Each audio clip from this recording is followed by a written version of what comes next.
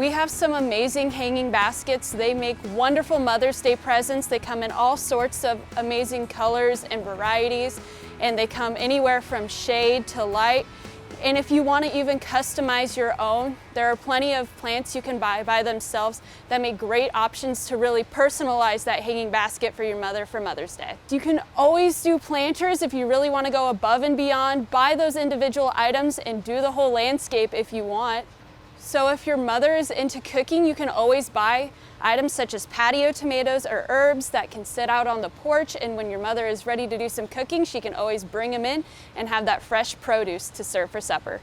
So in creating your own little garden, you have a wide variety of colors you can choose from, and most go together. Spring colors such as pinks and purples go wonderful together.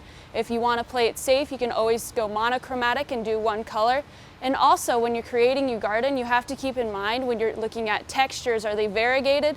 What does it look like, and how will it go together once all the flowers start blooming?